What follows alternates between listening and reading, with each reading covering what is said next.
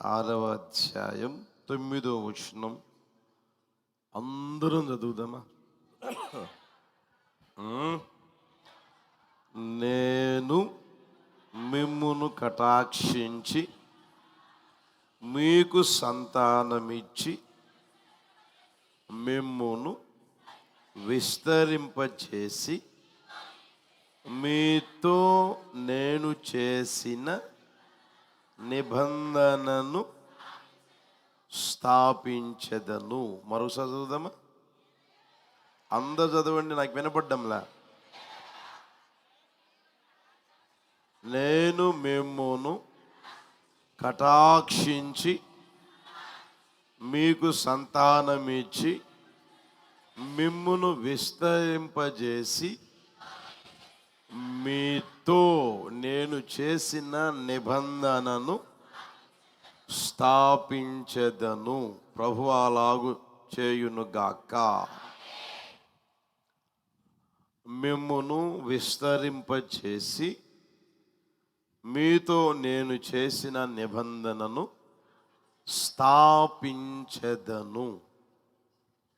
ఈ 2026 సంవత్సరానికి ప్రభువు చేసిన వాగ్దానం మినిస్ట్రీస్కి, అంటే సేవకులకు, విశ్వాసులకు, మినిస్ట్రీలో ఉన్న విశ్వాసులకు, సేవకులకు, విశ్వసించిన ప్రతి ఒక్కరికి ప్రభువు చేసిన వాగ్దానం కనుక ఎంతగా నీవు, ఎంతగా మీరు లేదా నేను, మనం అందరం విశ్వసిస్తామో అంతగా దేవుడు ఆ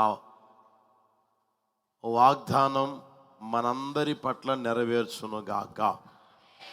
కుటుంబం పట్ల నెరవేర్చునుగాక, వ్యక్తిగతంగా నెరవేర్చునుగాక, సంఘములో నెరవేర్చునుగాక, మినిస్ట్రీస్ని ఇంకను విస్తరింపజేస్తూ ఆయన వాగ్దానం నెరవేర్చునుగాక. హల్లెలూయా. హెబ్రీ పత్రిక 6 కూడా ఇదే మాట ఉంటుంది. చూడండి, హెబ్రీ పత్రిక 6 తన తోడు అని ప్రమాణము చేసి నిశ్చయముగా నేను నిన్ను ఆశీర్వదింతును, నిశ్చయముగా నిన్ను విస్తరింపజేతును అని నిశ్చయముగా నేను నిన్ను ఆశీర్వదిస్తాను, నిశ్చయముగా నిన్ను విస్తరింపచేస్తాను. విశ్వసించిన వాళ్ళందరూ బిగ్గరగా చప్పట్లు కొట్టి ప్రభువుని కనపరుద్దామా?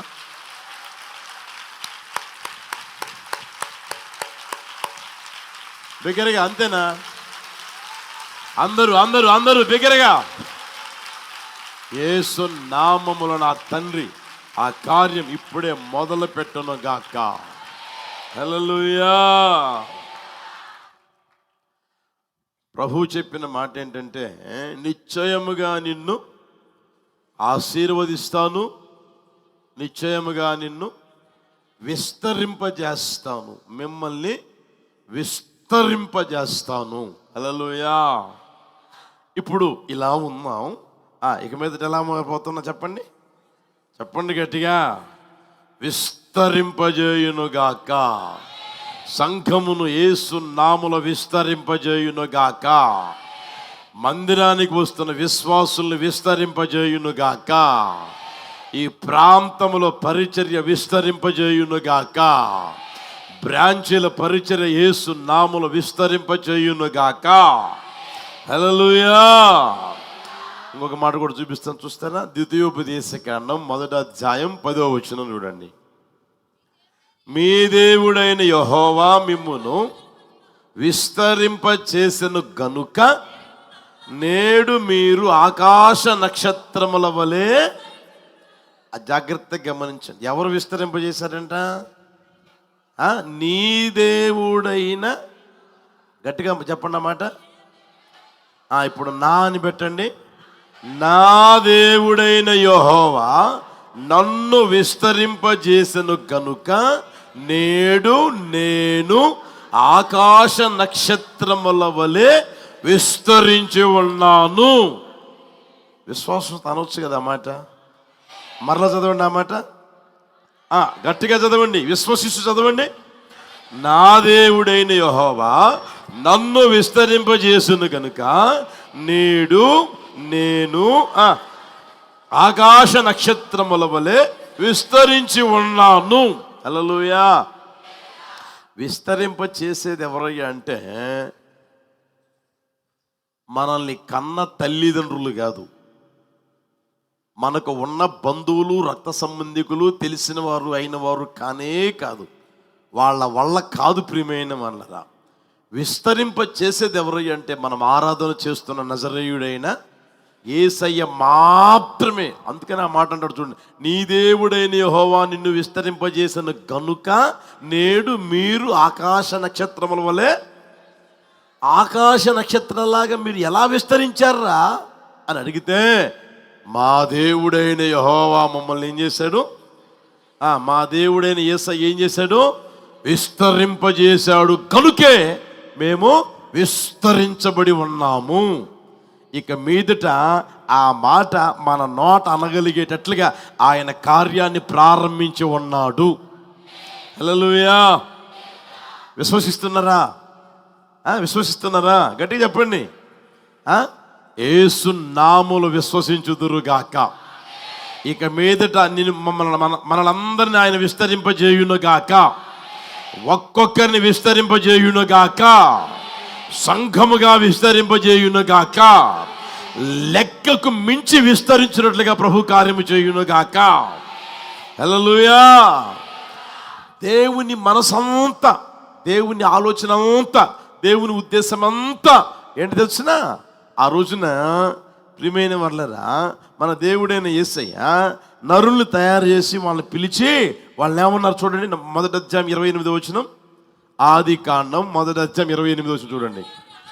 దేవుడు వారిని ఆశీర్వదించెను ఎట్లనగా, మీరు ఫలించి అభివృద్ధి పొంది ఏంటంట, విస్తరించి. చాలు, ఇంకంతవరకు చాలు మనకి. విస్తరించి అంటే దేవుని ఆలోచన ఏంటి అంటే చెప్పండి. మనమందరం ఎలా ఉండాలని? ఉన్నకాడ ఉండాలని కాదు, ఉన్నట్లుగానే ఉండాలని కాదు. మనం విస్తరించుదుముగాక, వాగ్దానమును స్వతంత్రించుకునేటట్లుగా ప్రభు చేయునుగాక. హల్లెలూయా. మీరు ఆదికాండం 13వ అధ్యాయం 16వ వచనం కూడా చూడండి. నీ సంతానమును భూమి మీద నుండు రేణువల వలె విస్తరింప చేసేదను. ఆ మాట గమనించండి, చేసేదను. ఎట్లనగా, ఒకడు భూమి మీద నుండి రేణువులను లెక్కింపగలిగిన ఎడల నీ సంతానమును కూడా అబ్రహాముతో ఆ రోజున దేవుడు చెప్పాడు, పిలిచినప్పుడు దేవుడు చెప్పాడు. ఆయన విశ్వసించాడు, బయలుదేరి వచ్చాడు. ఏది? సంతానము లేనప్పుడు చెప్పాడు, నేను విస్తరింపజేస్తాను, ఆశీర్వదిస్తాను, ఆకాశ నక్షత్రంలో చేస్తాను అని. దేవుడు అలా చేశాడా లేదనంటే మీరు చూడండి, ద్వితీయోపదేశకాండం 10:22. ద్వితీయోపదేశకాండం 10:22 చూడండి. నీ పితరులు 70 మంది అయి ఐగుప్తునకు వెళ్ళిరి. ఎంతమంది? గట్టిగా చెప్పాలి, ఎంతమంది? 70 మందిగా కూడుకొని వాళ్ళు ఐగుప్తు దేశానికి వెళ్ళారు. ఇప్పుడు నీ దేవుడైన యెహోవా ఆకాశ నక్షత్రముల వలె మిమ్మును విస్తరింపజేసి, ఆ రోజున చెప్పిన మాట ప్రియమైన వాళ్ళరా, మోషే అంటాడు, నీ దేవుడైన యెహోవా నిన్ను విస్తరింపజేసి ఉన్నాడు. హల్లెలూయా. మన దేవుడు నిన్న నేడు నిరంతరం ఏకరీతిగా ఉన్నాడు కనుక నిశ్చయముగా ఆయన మనందరిని విస్తరింపజేయునుగాక. హల్లెలూయా. ఈ సంవత్సరం ప్రియమైన వాళ్ళరా, మనమందరినీ ఆయన విస్తరింప చేసేదానికి ఆయన సంతోషిస్తూ ఉన్నాడంట, ఆనందిస్తూ ఉన్నాడు, ఉల్లసిస్తూ ఉన్నాడు. ప్రియమైన వాళ్ళరా, ఆ వాక్యం కూడా చూస్తారు చూడండి, 28:63. అక్కడే ద్వితీయోపదేశకాండం 28:63. కాబట్టి మీకు మేలు చేయుచు మిమ్మును విస్తరింప చేయుటకు నీ దేవుడైన యెహోవా. హల్లెలూయా. మన యందు ఏం చేస్తున్నాడంట? సంతోషిస్తా ఉన్నాడంట. యేసయ్యా, ఎందుకయ్యా అంత సంతోషిస్తున్నావు? ఎందుకంత ఆనందిస్తున్నావు? ఎందుకు అంత ప్రహసిస్తా ఉన్నావు? ఎందుకయ్యా అంటే, అదేరా నేను మిమ్మల్ని విస్తరింపజేద్దామని. హల్లెలూయా. ఎవరన్నా చెప్తారన్నమాట? లోకం ఎవరైనా చెప్తారా? కన్న తల్లి చెప్పదు, కన్న తండ్రి చెప్పడు.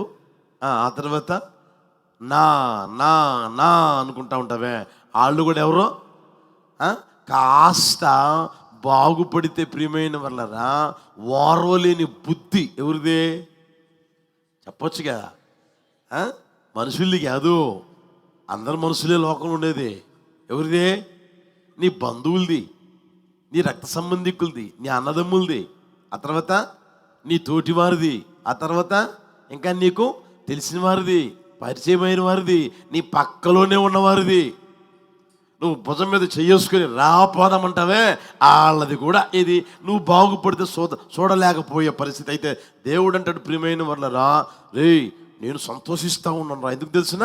మిమ్మల్ని నేను, చెప్పండి గట్టిగా, యేసు నామములో మనల్ని ఆయన విస్తరింపచేయును గాక. ఈ సంవత్సరం ఏ సంవత్సరం చెప్పండి గట్టిగా? విస్తరణ నామ సంవత్సరం. ఏ సంవత్సరం చెప్పండి గట్టిగా? చెప్పు నోరు తెరిసి గట్టిగా చెప్పండి గట్టిగా. 2026 సంవత్సరం ఏంటి చెప్పొచ్చుగా? యేసు నామములో ఇప్పుడు చెప్పండి, విస్తరణ నామ సంవత్సరం ప్రారంభమయ్యింది. హల్లెలూయా. ఆయన ప్రారంభించి ఉన్నాడు. ఇప్పుడు మనం ఏం చేయాలి? ఇంకా పొందుకోవడం అంతే. ఆయన చేస్తానన్నాడు. మన శక్తి కాదు, మన బలం కాదు, మన టాలెంట్లు కాదు, ఆ తర్వాత మనకున్నది ఏది కానే కాదు. నేను చేస్తా, నేను మిమ్మల్ని విస్తరింపజేస్తా. విశ్వసిస్తూ మరొకసారి గట్టిగా చేతులు ఊపుతూ స్తోత్రం చెబుదామా? చప్పట్లు కొడుతూ కూడా గట్టిగా గట్టిగా, యేసయ్యా మీకే మహిమ, యేసయ్యా మీకే ఘనత, యేసయ్యా మీకే మీకే మీకే ప్రభావములు కలుగును గాక. మహిమ నీకే, మహిమ మీకే, మహిమ మీకే, మహిమ మీకే, ఘనత మీకే, ప్రభావములు మీకే. హల్లెలూయా. ఆయన మనల్ని ఏం చేస్తారంట? గట్టిగా చెప్పండి, విస్తరింపచేయును గాక. ఎలా తెలుసునా? భూమి మీద పచ్చిక వలె విస్తరింపజేయును గాక. ఆ తర్వాత ఏమండి? గొర్రెలు విస్తరించినట్లుగా చేయును గాక. గుంపులు గుంపులుగా విస్తరింపజేయును గాక. ఆకాశ నక్షత్రముల వలె ఏం చేస్తారు ఆయన? విస్తరింపచేయును గాక. హల్లెలూయా. నా దేవుడు ఒక్కొక్కరి ఆస్తి విస్తరింపచేయును గాక. ఒక్కొక్కరి క్షేమం విస్తరింపచేయును గాక. నీ కుటుంబానికి క్షేమం విస్తరింపచేయును గాక. మందిరములు అడుగు పెట్టి లేదా ఈ మాటలు ఎక్కడి నుంచి అయితే వింటూ ఉన్నారో మీకు క్షేమం విస్తరించును గాక. మీ ఆస్తి విస్తరించును గాక. మీ విద్య విస్తరించును గాక. యేసు నామములో మీ చెట్ల ఫలములు విస్తరించును గాక. మీ భూమి పంట విస్తరించును గాక. సమస్త విధమైన కృపని ఆయన విస్తరింపచేయును గాక. యేసు నామములో సమాధానము విస్తరించును గాక.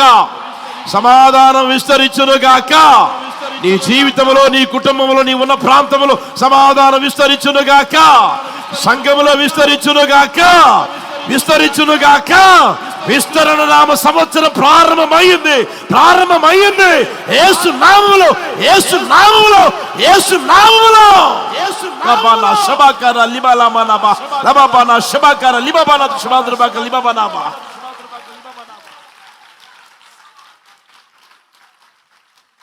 హల్లెలూయా. హల్లెలూయా.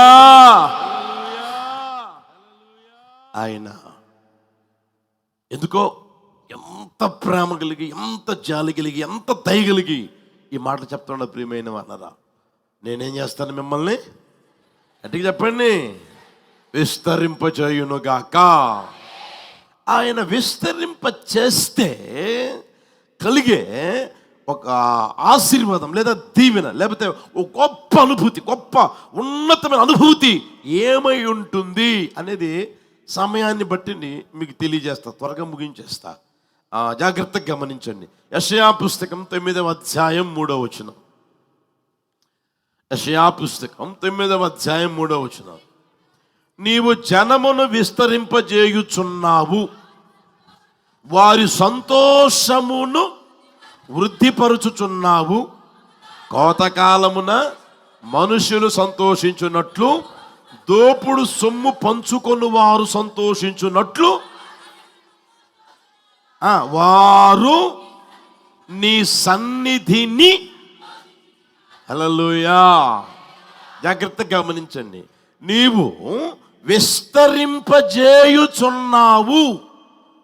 గనుక, అక్కడ గమనించ, దేవుడు విస్తరింపచేశాడు గనుక అక్కడ పొందుకున్న అనుభవం లేదా ఆశీర్వాదం మనం గమనిస్తే సంతోషం ఏమైందంట? చెప్పండి గట్టిగా, సంతోషం ఏమైందంట? గట్టిగా వృద్ధి అయిపోయింది. ఆ తర్వాత ఏ సంతోషమై అంటే చివరి చూడండి, నీ సన్నిధిని వారు, ఆ కార్యం ఆయన చేయునుగాక. ఆయన సన్నిధిలో ఉన్న సంతోషము చేత మనల్ని సంతోషింపచేయునుగాక. హల్లెలూయా. ఈ సంవత్సరం అంతా ఆయన సన్నిధిలో ఉన్న సంతోషముతో సంతోషింపచేయునుగాక. ఎందుకు తెలిసినా ఆయన విస్తరింపజేస్తున్నాడు. ఆయన విస్తరింప చేస్తే మూతి ముడుచుకొని ఉంటావా? చెప్పండి.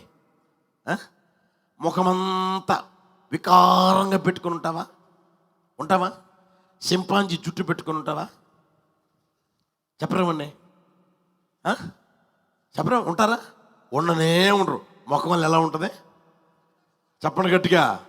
నవ్వు కల ఉట్టి పడునుగాక.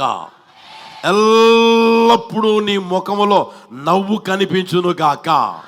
నీ పెదవుల మీద ప్రహర్షం ఉండునుగాక. హల్లెలూయా. దుఃఖము నిట్టూర్పు ఎగిరిపోయినట్లుగా ఏమండి వారి వ్యక్తిగత జీవితంలో సంతోషం ఎల్లప్పుడూ ఉట్టిపడునుగాక. ఎల్లప్పుడూ సంతోషకరమైన జీవితం నా ప్రభు అనుగ్రహించునుగాక. ఈ 2026 సంవత్సరం అంతా నువ్వు సంతోషంగా ఉందువుగాక. నీ దినములన్నీ సంతోషంగా గడుపునట్లుగా నా ప్రభు చేయునుగాక. హల్లెలూయా.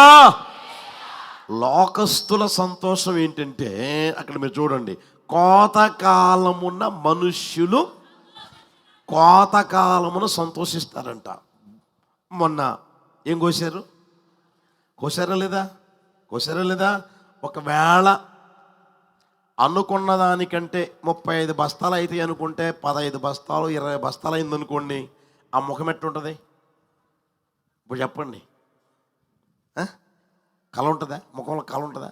35 అవుతాయి అనుకున్నాం, 45 అయింది, అప్పుడు ఎట్టుంటుంది నీకు చెప్పేదానికి?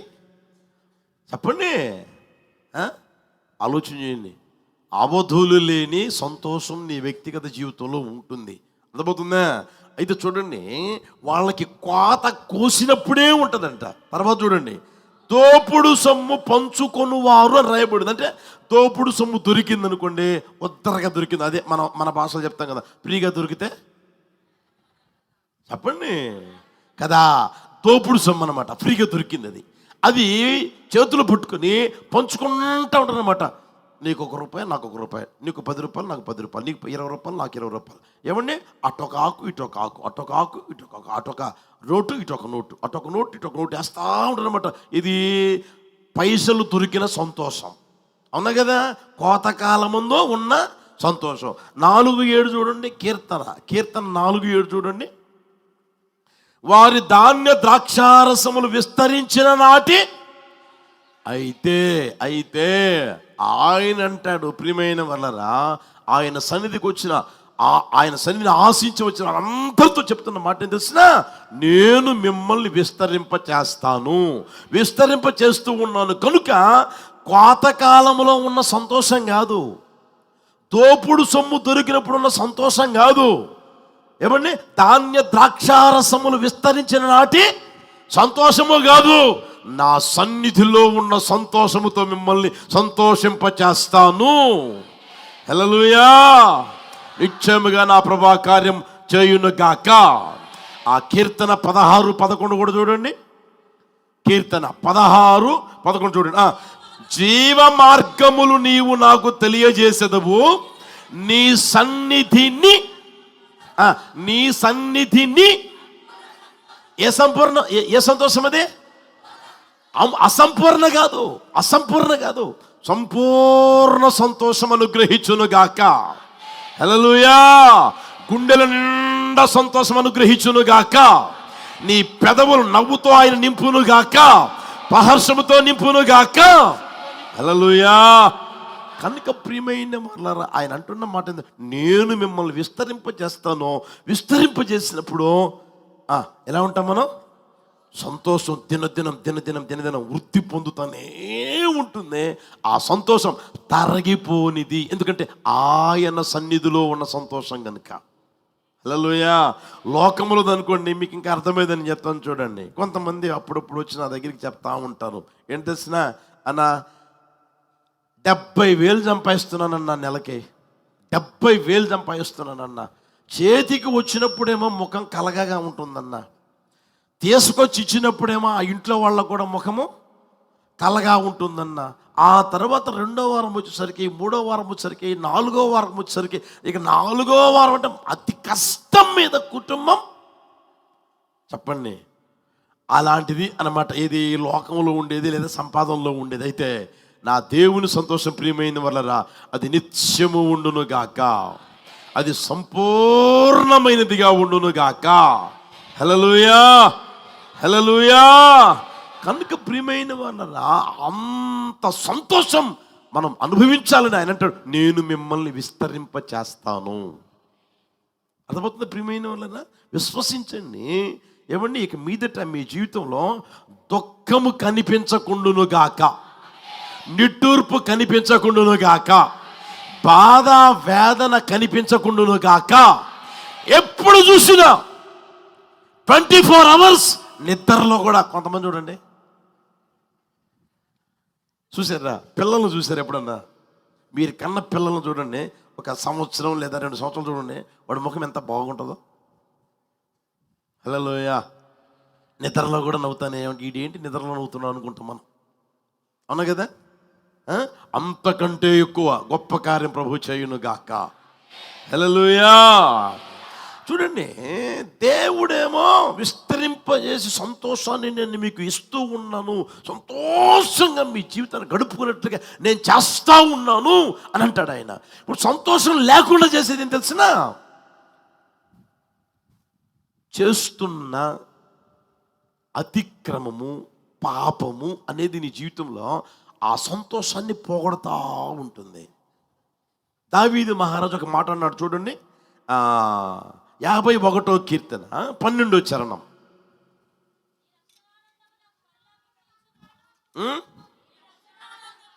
నీ రక్షణ ఆనందము మరలా పుట్టించమంటే ఏం చేసుకున్నాడు ఆయన? చెప్పండి గట్టిగా. ఆ ఆనందాన్ని ఏం చేసుకున్నాడు? పోగొట్టుకున్నాడు. ఎందుకు పోయింది అని అంటే, ఆయన అక్కడ ఏమంటే చూడకూడదు చూశాడు, ఆశించకూడదు ఆశించాడు, చెయ్యకూడదు చేశాడు. అర్థమవుతుందా? చెయ్యకూడని తప్పు, చూడకూడని తప్పు ఏమండి చేశాడు, చూశాడు. ఆశించకూడదు ఆశించాడు.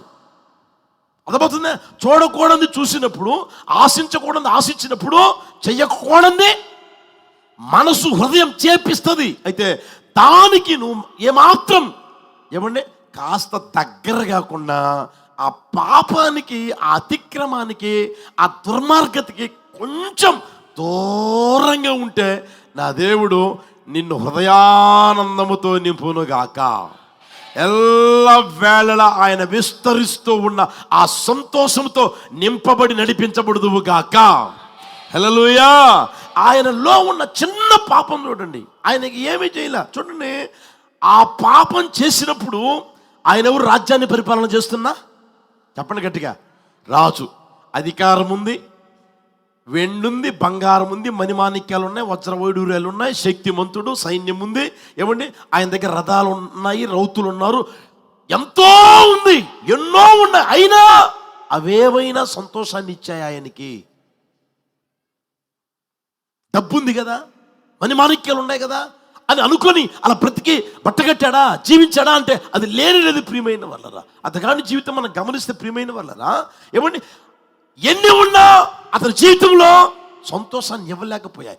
ఏది ఉన్నా ఆయన సంతోషాన్ని ఇవ్వలేకపోయాయి. ఎప్పుడు ఆయన సంతోషాన్ని పొందుకున్నది తెలిసినా దేవుని దగ్గరికి వచ్చి ఆ పాపాన్ని ఒప్పుకొని విడిచిపెట్టి ప్రభు ద్వారా ఏమండి మరలా ఆయన రక్తాన్ని ఎప్పుడైతే ప్రోక్షించి ఒక శుద్ధీకరణ కలిగిందో, ఎప్పుడైతే పాపానికి పశ్చాత్తాపం కలిగిందో, ఆ తరువాత మరలా ఆయన ప్రియమైన వల్ల ఆ ప్రార్థన చేయలా, నీ రక్షణ ఆనందం నాకు మరలా పుట్టించమని చేయలే, మరలా చేయలే. ఎందుకంటే ఆయనలో ఎల్లప్పుడు రక్షణ అలాగే ఉంది. ఆనందిస్తూనే ఉన్నాడు, సంతోషిస్తూనే ఉన్నాడు. ఆ తప్పుడు పని చేసినప్పుడు ఆయనలో ఉన్న ఆనందం పోయింది, ఆయనలో ఉన్న సంతోషం పోగొట్టుకున్నాడు. దేవుని ఎదుటికి వచ్చి, అయ్యా నా పాపం నా ఎదుటే ఉందయ్యా, నా పాపం నా ఎదుటే, నా కళ్ళ ఎదుటే ఉందయ్యా అని అంటే ఉన్నాడు ప్రియమైన వాళ్ళు. కనుక ఆ పాపానికి, అతిక్రమానికి, దుర్మార్గమైన పనికి క్రమము తప్పి జీవించే ఆ జీవితానికి ఈ సంవత్సరం నీవు దూరంగా ఉండగలిగితే నా దేవుడు నిన్ను విస్తరింపజేసి సంతోషముతో నింపునుగాక. హల్లెలూయా. చూడండి, అబ్రహాము కూడా అదే ఒక మాట చెప్పాడు. చూడండి ఒకసారి 17వ అధ్యాయం మొదటి వచనం, ఆదికాండం 17వ అధ్యాయం మొదటి వచనం. అబ్రహాము 99 ఏండ్ల వాడైనప్పుడు యెహోవా అతనికి ప్రత్యక్షమై, నేను సర్వశక్తి గల దేవుడును, నా సన్నిధిలో నడుచుచు నిందారహితుడివై ఉండుము, నాకును నీకును మధ్యను చాలిక. ఆ మాట మొట్టమొదటి మాట చూడండి, నా సన్నిధిలో ఎలా ఉండాలంట?